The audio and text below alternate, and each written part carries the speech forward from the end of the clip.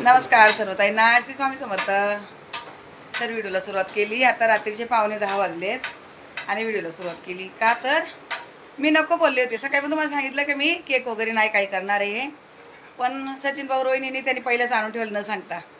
यश बोलला मी आणणार. मी त्याला किती वेळा बोलले नाही का, दीदी झोपली, दीदीला बरं नाही आहे, दीदी झोपलेली आहे.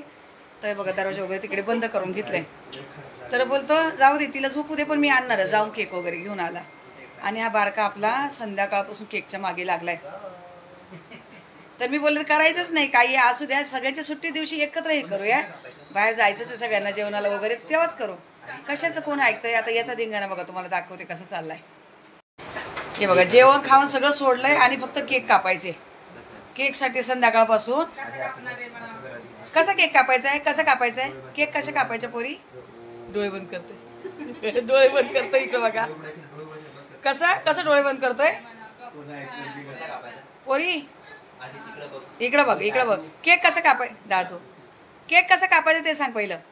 असं कापायचं आहे ग बाई. हुशार. हां कापायचं आपल्याला. एवढे पाहुणे आलेत, अजून यायचेत. कोण तयार होऊन येतंय, कोण तसेच येत आहे.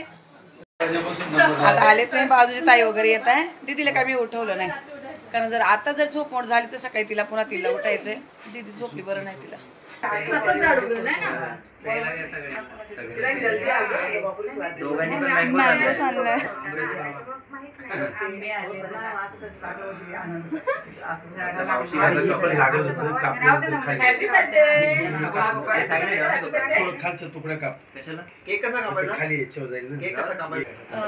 याचा रोहन नाव आहे ना त्याचं. वेगवेगळे आहेत ना, पण थोडा ना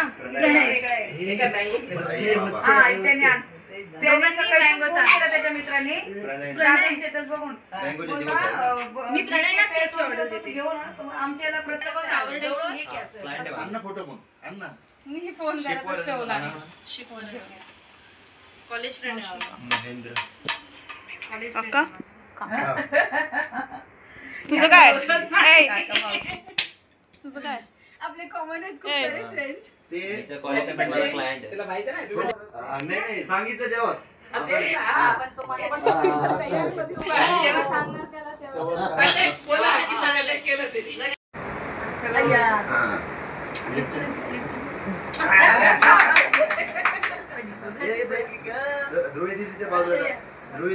ना आमच्या ब्लॉगला बघा.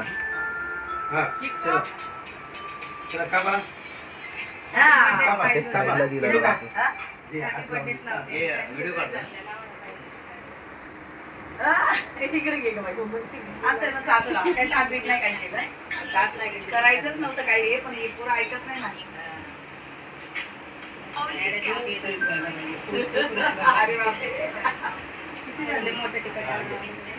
28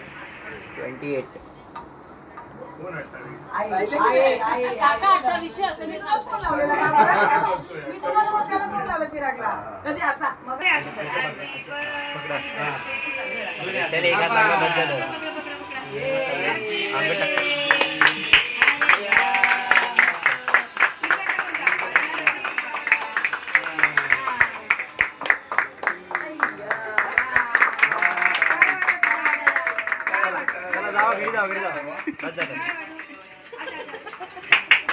चला याला घेऊन जा.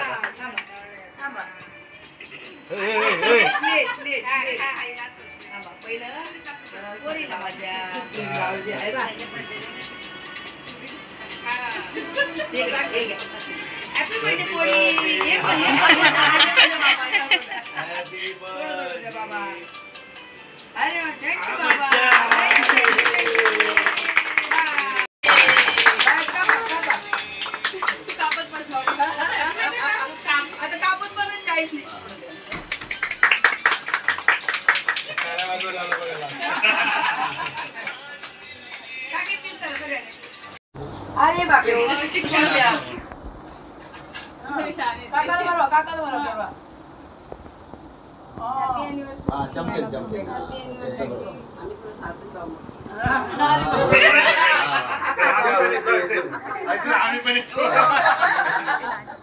आरती मध्ये लावतो.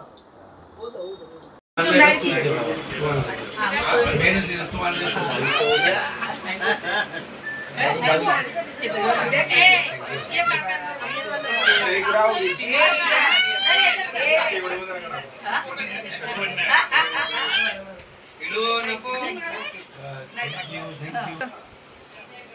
वा वा, बघा हे साडू तुकडे बघा, भारी मस्त.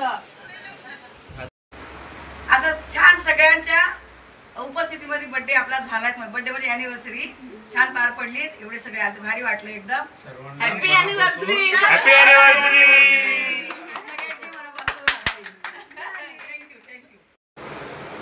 तर तैनो झालात आपला लग्नाचा वाढदिवस. अगदी एकदम छोटासा साध्या पद्धतीने केला. काही कुठं काही नाही केलं.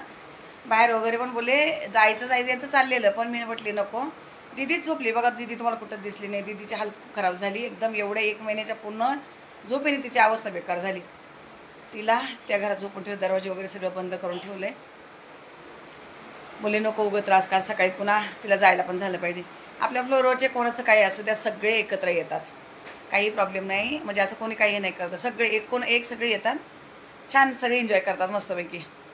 तर झाला छोटासा बड्डे आपला. तर चला ठीक आहे. जसं असेल तसा सांभाळून घ्या. आता एक रेसिपी बनवायची एकदम साधी सिंपल. ती सगळ्यांनाच येत असेल, पण मी लवकर बनवत नाही. कधीतरी बनवते आणि ते मला प्रचंड आवडते. ते म्हणजे काय, तर बेसनचं आपलं पिठलं जे असतं. गावी आमच्याकडे पिठलंच म्हणतात, बेसन म्हणतात किंवा पिठलं म्हणतात. कोण झुणका बोलतं, कोण काय बोलतं, त्याचे वेगवेगळी नावं, पण आम्ही पिठलंच बोलतो त्याला. तर ते बनवायचं मला, कारण आता गरम बनवायचं आहे आणि गरम खायला घ्यायचं आहे. तर म्हणून आता बनवायला घेते. त्यासाठी काय काय घेतले ते तुम्हाला सांगते. बघा, बारीक गॅसवर कढई गरम व्हायला ठेवली. मसाल्याचा डबा काढून ठेवला आणि इथे एक मोठा कांदा कापून घेतला आहे. हिरवी मिरची कापली, लसूण चेचून घेतला आहे, कढीपत्ता आपल्या झाडाचा आणला आहे, कोथिंबीर धुवून ठेवली, कापली नाही आहे. आणि हे सगळं मी साहित्य काढून ठेवलं आहे. तर चला आता बनवायला घेते. ही वाटून पण घेऊ शकता. इथे जिरं, लसूण, मिरची पण वाटून घातल्यापेक्षा कापून घातलेली चांगली वाटते. चला बनवूया आता पटापट. तेल घालते. तेल थोडंसं जास्त, बेसनला थोडंसं तेल जास्त. मोहरी चमच्यावरून चांगली मोहरी हातानेच टाकली. आणि तेवढंच जिरं. असं जिरं मोहरी वरती दिसलं पाहिजे पिठल्यावर, मस्त वाटतं. लसूण मिरची टाकते.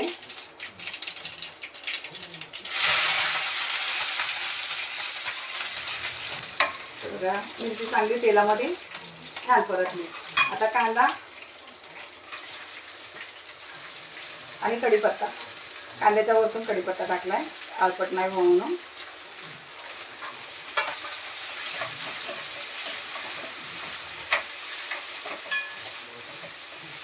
आता गॅस बारीक आहे. बारीक गॅस परत आहे तोपर्यंत मी बेसन घेते. आपलं घरी डाळ दळलेली आहे, किती बनवायचं ते अंदाजाने. आता मी साहेब आणि येच बघा मित्र आले, तुम्हाला दाखवते तिकडे.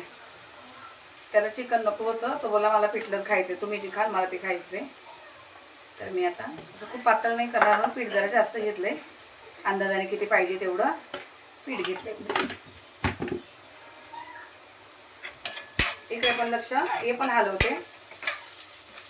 चमचा करून मीठ घेतले मी. ते कांदा एकदम लालसर नाही करायचा आहे. कोथिंबीर कापून घेतली, कोथिंबीर टाकते वरतून. अगदी अर्धा मिनिट परतून घेते. आणि जी हळद आहे आता इथे मी आपलं बेसनमध्ये अर्धा चमचा हळद इथे बेसनमध्ये टाकली आणि अर्धा चमचा मी इकडे तेलामध्ये टाकते. याने रंग छान दिसतो असा आणि छान मिक्स बनवून जाते. परत इकडे तोपर्यंत इथे पीठ मी मिक्स करून घेते हाताने. घोटाळा नाही राहू द्यायचा, चांगलं मिक्स करून घ्यायचंय. हे बघा, असं मी बेसनचं सगळं एकदम असं पातळ करून घेतलंय. हळद मीठ यामध्ये घालून असं पातळ करून घेतलंय. घोटाळे सगळ्या फोडून घेतल्या. एक पूर्ण तांब्या पाणी घेतलंय मी. ते गॅस फास्ट केलाय. आता इथे कांदा एकदम लाल नाही केलं बघा, थोडासा कच्चा असा वाटला पाहिजे. असं दाताखाली आला की चांगला वाटतो. आता गॅस फास्ट, एकदम फास्ट गॅसवर अशी फोडणी तयार झाली. आणि त्याच्यामध्ये आपण हे असं टाकायचं. चरचरीत वाजलं पाहिजे चांगलं पिठलं कढईमध्ये. असं एखादी गुठळी राहिली तर ती फोडून घेते. खाली ते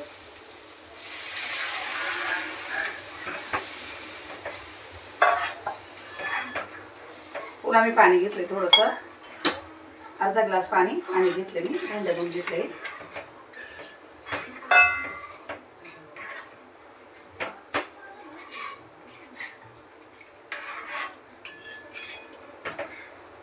असं वाटतं खूप घट्ट होईल. अजून थोडंसं पाणी घेतलंय, म्हणजे एक तांब्या आणि बरोबर अर्धा ग्लास पाणी होतं ते घेतलंय मी. आता हे सतत असं ढवळत राहायचंय. ते ढवळत राहिलं तर गुठळा होत नाही आणि असं वरती फुटत नाही. पिठलं कधी कधी फुटतं वरती, फुटू नाही म्हणून असं कंटिन्यू हलवत राहायचंय. आता साहेब खाणार एवढी कोथिंबीर चालत नाही त्यांना, पण मी टाकली, मला आवडते.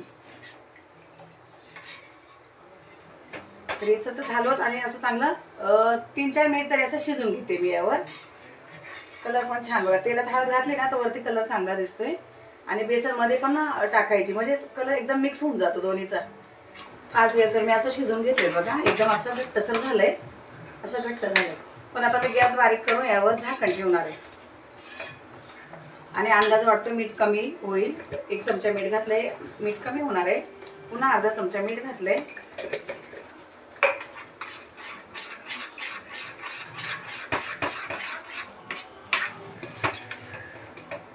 आणि जे कच्चं तेल असतं ना बेसनावर वरतून थोडंसं टाकायचं खायला घ्यायच्या अगोदर.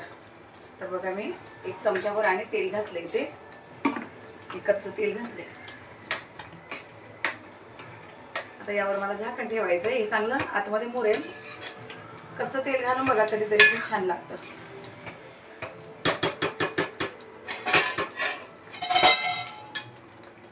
आता गॅस बारीक केलाय आणि अशी आतल्यात वाफ राहू देते, म्हणजे चांगलं शिजून येतं. जे बेसन आहे चांगलं शिजतं, हे असं राहू देते. तोपर्यंत कांदा वगैरे कापते जे खायला घ्यायचं ते. असं झालं आपलं पिठलं आज एकदम भारी वाटतंय. मस्त गरम गरम, कलर पण एकदम मस्त वाटतोय. असं हळद पण कमी पण नाही, खूप जास्त पण नाही. असं आता बारीक गॅस मी चांगलं 2-3 मिनिट शिजू दिले आणि ताटामध्ये वाढते. असं गरमच बनवलं, गरम खायला घेतलं तर भारी वाटतं. आता गॅस बंद करते मी. गॅस बंद केला. अजून मला वाढायचे, तोपर्यंत मी याला झाकून ठेवते. हे बघा असं झालं आज आपलं पिठलं. भाकरी चपाती पण मी 2च भाकरी केल्या. तर यशने अर्धी खाल्ली. आता मी यशचा मित्र त्याला अर्धी देते. 1 चपाती पण दिली. आणि भात आहे त्याला, भात तो खात नाही. बघू घेतला तर देणार. आता यशने खाल्लाय बघा थोडासा भात. पिठला आणि भात चांगला लागतो. बघू घेतला तर देते मी त्याला. तेव्हा कसं नाटकी करतोय. यश जेवलाय, तो लोळतोय. मी बोलले यश बरोबर चिकन खात, तो खात नाहीये, तो बैठकीला जातोय. कधीतरी 1-2दा खाल्लेला रसा नाही काय रे. त्याला पिठलं पाहिजे होतं बघा. मी त्याला दिले पहिले जेवायला. जेव नको हात जोडू, जेव चल. यश नाही पिठलं वगैरे खात, दीदीला आवडतं. माझ्याबरोबर आहे ना, दीदी खाती असं गरम पिठलं वगैरे भात असं दीदी खाती. यशला ते नाही आवडत, म्हणून त्याला मी त्यासाठी चिकन बनवलेलं. आणि बोली स्पेशल रेसिपी आपली पिठल्याची. आता कोण काय बोलतं मला माहिती, पण मी पिठलंच, गावाला पिठलं बोलतं, त्याच्यापेक्षा दुसरं आमच्याकडे काही नाही. एक तर साधं सोपं बेसन किंवा पिठलं असं बोलतो. तर चला आता मी पण घेते गरम गरम जेवायला. मी त्याला अर्धी भाकर दिली, अर्धी मला ठेवली. बोलतो का चपाती दिली, मला पण पाहिजे ना भाकर. तर ठीक आहे असू दे. चला आता मला माहीत नव्हतं तो खाईल भाकर, म्हटलं चपातीच खाईन तो. ठीक आहे. आता कशी काय झाली रेसिपी बघा, एकदम साधी सोपी. तिची सगळ्यांना येते, पण मी ती दाखवली नाही. मी अजून कधीच दाखवलं पिठल्याची रेसिपी मी कधीच दाखवली नव्हती. तर म्हणून आज बनवत होते आणि मला खायचं होतं. संगीता आली तेव्हा तिने बनवलं. आता मी परवा पण बनवून खाल्लं एक तिने, आणि आज पण बनवलं. तर ठीक आहे चला असू द्या. चला ह्या व्हिडिओला आता इथंच थांबवते. भेटू आपण पुढच्या व्हिडिओमध्ये. तो पण तुम्हाला सर्व ताईंना श्री स्वामी समर्थ.